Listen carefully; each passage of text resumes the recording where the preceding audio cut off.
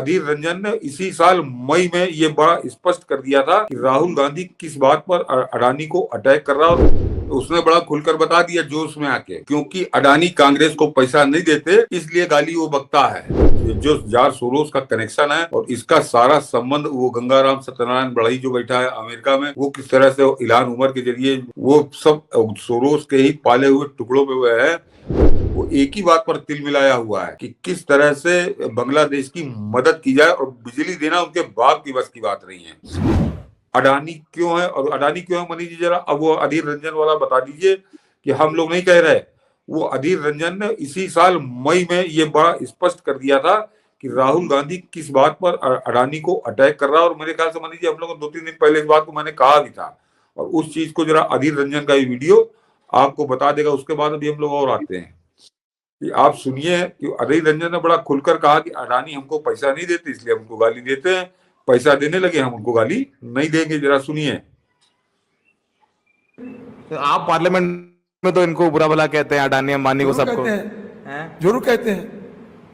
फिर वो तो नहीं भेजेगी इसलिए कहते हैं, भेजने से चुप जाते। दादा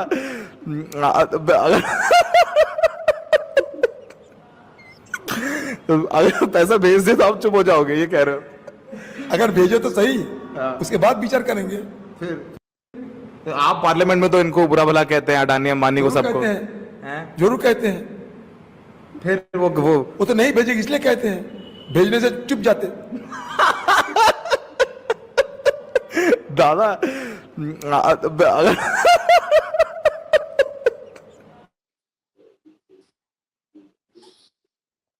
सुन लिया आपने? ये मई का है जिस समय बंगाल प्रदेश कांग्रेस का अध्यक्ष था वो, तो उसने बड़ा खुलकर बता दिया जोश में आके कि क्योंकि अडानी कांग्रेस को पैसा नहीं देते इसलिए गाली वो बकता है। ये बड़ा स्पष्ट है, इसमें कहीं इशारे से संकेत में इस तरह की बातचीत नहीं है। तो आज जो राहुल गांधी टूटा आकर इस अडानी के ऊपर, तो उसके पृष्ठभूमि में कहीं यही म्यूजिक बज रहा था जो अधीर रंजन चौधरी बोल रहा था।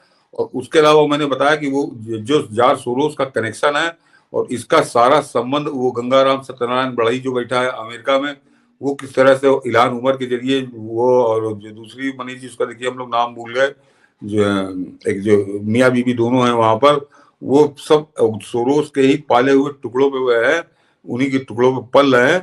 तो ये सोरोस का पूरा गैंग था, और सोरोस ने बड़ी सोची समझी साजिश के तहत, और क्योंकि सबसे ज्यादा जो डीप स्टेट इस समय अमेरिका का है, वो एक ही बात पर तिल मिलाया हुआ है कि किस तरह से बांग्लादेश की मदद की जाए, और बिजली देना उनके बाप की बस की बात नहीं है। बाइडेन नहीं, बाइडेन के बाप भी आ जाए तो बिजली तो हिंदुस्तान से ही मिलेगी, और वो अडानी से लेते थे। अडानी ने कहा कि हम तुमको नहीं देंगे।